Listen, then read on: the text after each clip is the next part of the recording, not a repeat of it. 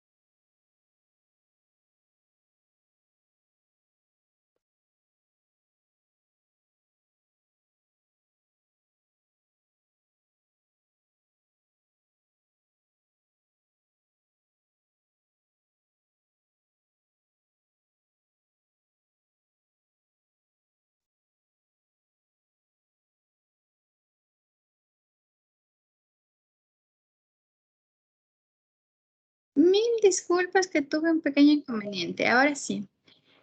Me parece que, bueno, estamos todos con restricciones. Sé que han tenido algunas dificultades en su plataforma, en el Teams, que han habido dificultades en las que se les está sacando de las clases, están teniendo dificultades en cuanto a que se les silencian y ciertas cosas que, bueno, no debería pasar en estudiantes universitarios y mucho más cuando hablamos de prácticamente preprofesionales. Estamos ya en un cuarto semestre que implica la mitad de su carrera, entonces, por ende, no debería pasar este tipo de circunstancias.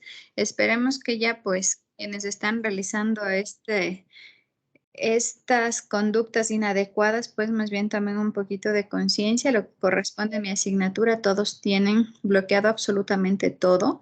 Por ende, si ustedes revisaron o incluso tuvieron que esperar en una sala, mientras pues se ingresaba ya todos a la clase, que sí implica un poquito de interrupciones porque me va a brincar anuncios de todo, de quién sale, de quién entra, de todos estos procesos, pero creo que son cosas que tenemos que prever, pues para que ustedes también no se vean afectados dentro de estas situaciones, ¿sí? Continuamos entonces con la clase del día de hoy. Tenemos que continuar con lo que son trastornos del neurodesarrollo y un poco marcando en cuanto a la temática que nosotros vamos a trabajar. Ustedes tienen sus compendios de lectura, así que por ende el día de hoy vamos a terminar con trastornos del desarrollo.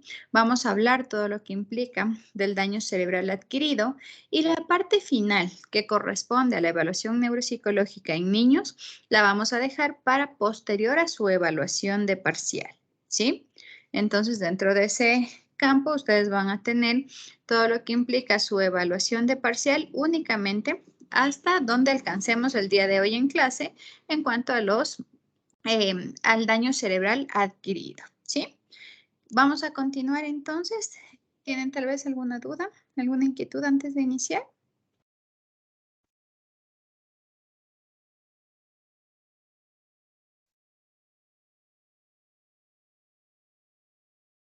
Sí tienen su presentación, ¿verdad?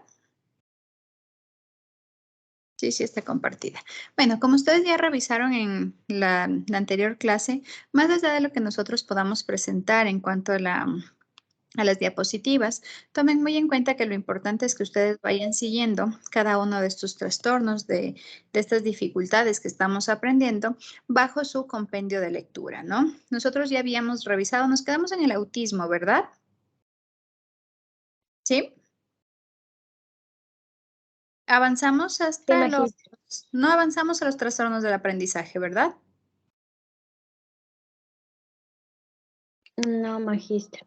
Listo, entonces el día de hoy tenemos que iniciar ya con lo que corresponden a los trastornos específicos del aprendizaje.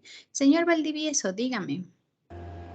Profe, una consultita. ¿Cuál es la diferencia entre el trastorno del espectro autista con el trastorno social? Porque según estaba viendo eran casi iguales. El de la comunicación social. No, sí, igual, eran casi iguales, según lo que Ujú. le estaba chequeando un poco. Entonces no le vi como gran diferencia entre los dos trastornos. Y ahí me quedé con eso de, ¿y ahora? ¿Qué pasa Ten ahí? en cuenta que cuando nosotros hablamos de las dificultades del lenguaje, que me parece que estamos hablando de los trastornos de la comunicación, y que dentro de los trastornos de la comunicación tenemos una dificultad que es el trastorno de la comunicación social o el uso del lenguaje. Dentro de lo que corresponde al autismo, prácticamente comparten ciertas características y cierta sintomatología, pero tomemos en cuenta que un trastorno de la comunicación social no va a tener estereotipias, no va a tener dificultades en coeficiente intelectual, es decir, no va a estar marcado por todo el resto de sintomatología que corresponde a un trastorno del espectro autista. Si tomamos en cuenta en relación incluso a la tabla de gravedad, que espero yo que ustedes ya hayan revisado también su compendio, perdón, su plataforma Zoom, tienen cargadas dos actividades que ya les habíamos revisado en las clases anteriores. Son actividades incluso bastante sencillas que ustedes tienen y que están incluso para entregar en febrero, ¿no? Y ahí nosotros tenemos las tablas de gravedad. Cuando hablamos de la discapacidad intelectual, en base a estos tres conceptos, y en autismo, nosotros ahí tenemos la parte en cuanto a la gravedad, pues enfocado también en lo que implican los patrones restrictivos, las deficiencias en la comunicación, y pues ahí nosotros nos vamos a dar cuenta que el patrón de comunicación que tiende a ser similar a la situación del trastorno de la comunicación social tienen las mismas características, pero no comparten las otras pautas diagnósticas. Tomen muy en cuenta que cuando nosotros hablábamos de las pautas diagnósticas en A, B, C, D, marca que se deben cumplir tal cual como especifica el diagnóstico. Entonces, ¿qué es lo que nosotros tenemos? Por ejemplo, un niño que presente las dificultades del trastorno de la comunicación social, que esto implicaría, por ejemplo, que ya lo habíamos hablado también, en cuanto a estas deficiencias de la comunicación en un propósito social, un deterioro en esta capacidad de cambiar la comunicación de acuerdo al contexto en el cual nosotros nos encontremos, estas dificultades para establecer las normas de la comunicación como tal, la toma de turnos. Posiblemente ciertas de estas características se encuentran dentro de las dificultades comunicacionales, pero primero no todas. No tienen el mismo fin. Sobre todo lo que se marca más en lo que corresponde al autismo, ustedes ya lo debieron haber revisado también, en la parte comunicacional, está esta nula necesidad de interacción a nivel del lenguaje como tal. Tenemos también en cuanto a lo que corresponde a esta interacción social como tal, pero como una sola de las pautas que corresponden a las deficiencias en la comunicación, pero tenemos también los patrones restrictivos, tenemos que ver el coeficiente intelectual, entonces ahí se marca la diferencia. Entonces, por ejemplo, ¿qué pasa si yo estoy triste, tengo desgano y llevándolo un poco a psicopatología, que ustedes ya lo van a ver posterior? Tengo síntomas de depresión, pero depende del tiempo, del qué tiempo este lleva, si tiene también una relación con otro diagnóstico. Si yo puedo decir, estoy triste y tengo depresión, pero ¿qué tipo de depresión tengo? ¿Es en serio depresión o es un trastorno mixto depresivo, ansioso depresivo? ¿Es una depresión o tal vez corresponde a un enfoque dentro de un trastorno bipolar? Por ejemplo, que estemos en un momento del trastorno bipolar con la tendencia a la depresión, más allá que la tendencia a la euforia. Entonces, tomen muy en cuenta que las pautas diagnósticas que determinan el DSM-5 y el CIE-11 corresponde a que nosotros englobemos todas las características y determinemos en un solo patrón. ¿Por qué aparece, y ese es un tema bastante interesante incluso, por qué aparece esta patología del trastorno de la comunicación social? Porque habían muchos niños con dificultades en interacción comunicacional que se les estaban encasillando como un trastorno del espectro autista, pero que no cumplían con las otras características. De ahí sumamente importante, por ejemplo, que hace unos 2 años, si no estoy mal, se creó una maestría que implica todo lo que es autismo, una maestría en autismo que se dicta en la ciudad de Quito. Y esta maestría implica incluso que no solo desde el área de psicología o neuropsicología se pueda determinar o diagnosticar un trastorno, ya sea el trastorno del espectro autista, sino más bien que nosotros también estemos involucrados en lo que implica un diagnóstico de un trastorno de la comunicación y que fonoaudiólogos, es decir, terapeutas de lenguaje que siguen esta maestría, estén también ya en esta capacidad de diagnosticar incluso un autismo, tomando en cuenta que la comunicación es una de las claves dentro del diagnóstico de autismo. Pero ahí no le confundamos, que son similares, sí, no son iguales, porque tienen características y sintomatología que marca una diferencia. Y un trastorno o una dificultad en la comunicación social es una sola pauta diagnóstica del autismo. Por ende, si cumple solo con una dificultad comunicacional y no tiene los patrones restrictivos, los patrones repetitivos, el interés focalizado en esta situación sensorial, es decir, todas las otras características, pues no es un autismo. Va a una dificultad del lenguaje. Y la interacción social está marcada también por el lenguaje. Esta parte del estudio, ustedes ya lo van a revisar la próxima clase, cuando tengamos el proceso de evaluación, ustedes lo van a marcar de una forma más adecuada, porque ahí es como nosotros tenemos que realizar una evaluación completa para determinar si corresponde a uno o a otro diagnóstico. ¿Qué diagnósticos incluso tienen características similares y nosotros tenemos que discernir en el porqué de cada diagnóstico?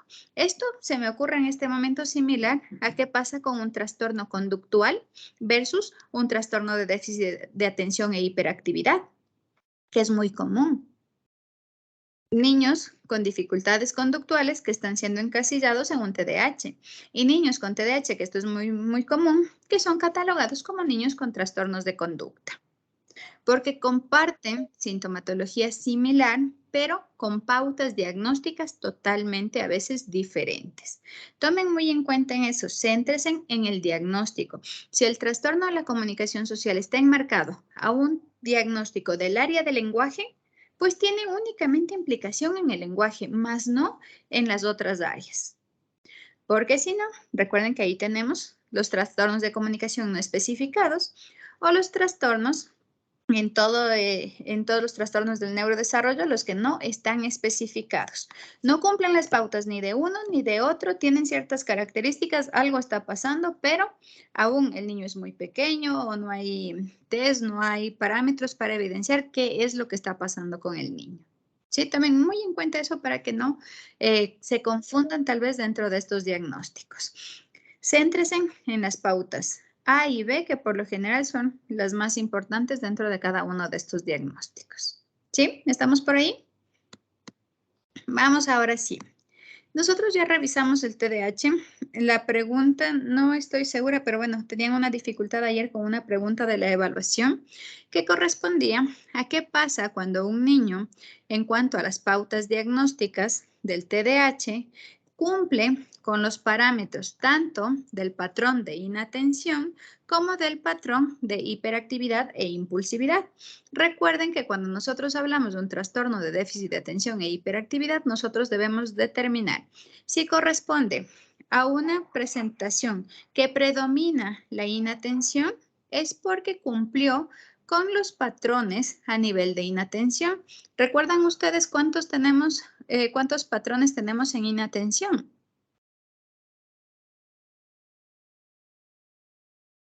¿Sí o no? No, son 9, ¿no?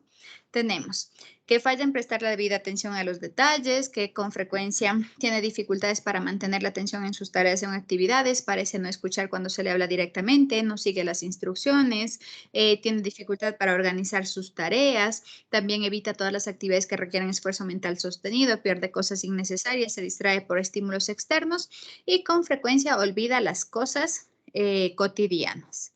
Recuerden que en inatención con 6 o más de estos 9 parámetros, pues ya cumple con la parte de inatención.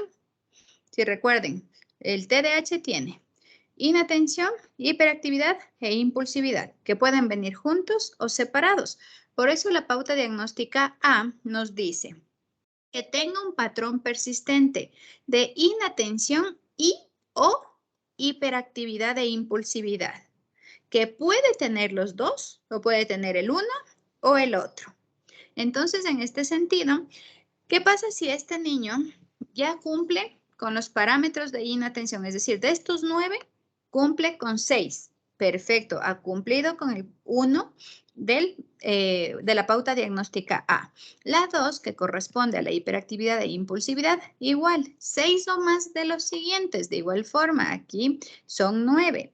Con frecuencia juguetea, golpea, tiene una mala postura, con frecuencia se levanta en situaciones que se espera que se mantenga sentado, corretea o trepa en situaciones que son inadecuadas, es incapaz de jugar tranquilamente, pareciera que está ocupado e impulsado por un motor, habla excesivamente, responde antes de que terminemos la pregunta, no espera su turno e interrumpe y se inmiscuye en conversaciones de otros. Si del patrón de hiperactividad e impulsividad cumple con 6, es decir, tenemos un niño que cumple con 6 pautas de inatención, más 6 pautas de hiperactividad e impulsividad. ¿De qué tipo de de TDAH estamos hablando? De un TDAH combinado, que presenta tanto hiperactividad e impulsividad como inatención. Pero, ¿qué pasa si, por ejemplo, el niño cumple únicamente, cumple con todos, digamos, cumple las 9 pautas de inatención, pero cumple 4 de hiperactividad? 4 menor que 6, por ende, no cumple con las pautas diagnósticas necesarias en hiperactividad e impulsividad. Aquí hablamos de un TDAH a predominio inatento, porque no tiene características de hiperactividad. Por otro lado, si cumple con las 9 pautas de hiperactividad e impulsividad, es decir, el niño es sumamente inquieto, pero cuando evaluamos toda la parte de inatención, pues prácticamente cumple con 2 o 3. 2 o 3 no cumple con el patrón de inatención, por ende es un TDAH a predominio hiperactivo e impulsivo, ¿sí? Tomen muy en cuenta estas características. Hay 3 tipos de TDAH. El TDAH el TDAH a predominio hiperactivo e impulsivo, el TDAH a predominio inatento y el TDAH combinado, que cumple con los 2 patrones. ¿Sí? Esa es la pregunta que ustedes tenían en su evaluación. La otra sí estuvo mal puesta. Me parece que se había marcado como la respuesta correcta a todas las anteriores y no correspondía. La respuesta era inatención. Si no estoy mal y me recuerdan, me parece que estaba con... no recuerdo en este momento cuál era la pregunta. Con frecuencia no sigue las instrucciones, me parece que era, no estoy segura, me parece que era esa, ¿verdad? Con frecuencia no sigue las instrucciones y no termina las tareas escolares, los quehaceres o los deberes laborales. Esa era la pauta diagnóstica que teníamos. Esta corresponde al patrón de inatención. Ahí estaba mal colocada la respuesta, a veces Ustedes saben que en la carga de preguntas hay veces que se nos cruza por ahí en la selección. Con todo, como les había dicho, ventajosamente en el SIU se cambia la evaluación, se manda recalificación y les aparece. No lo pude hacer el día de ayer porque sí tuve otra evaluación posterior a la de ustedes. Hice también unos seguimientos en tutorías, así que no me permitió el tiempo para realizarlo. Pero el día de hoy, terminando su clase, pues ya corrijo esa pregunta. ¿Estamos hasta ahí? Dígame, señorita Marulanda. Sí, buenas noches, magíster. Es de la pregunta, a ver, un segundito. En el trastorno por déficit de atención con hiperactividad, si el paciente cumple con el patrón persistente de inatención y el patrón persistente de hiperactividad, de impulsividad, se considera, acabo de explicarlo, pero a mí no me quedó claro cuál es la respuesta de ese. ¿Es Trastorno todo? es un combinado. Combinado, no es todos. No, no es todos. Es que claro, Porque no nos salen las respuestas, entonces no me acuerdo cuáles eran las respuestas que estaban aquí. no, es todos, es combinada. Es combinado. Es un TDAH combinado. Cuando tienen todo por igual. O sea, cuando, Cuando mejor dicho, tienen cuando tienen el número de características en igual de número. inatención y de Ya, hiperactividad. Ajá. gracias. Listo. Tomen muy en cuenta que en lo que es el TDAH nosotros tenemos que especificar, y ahí en su compendio sí está, presentación combinada, presentación predominante por falta de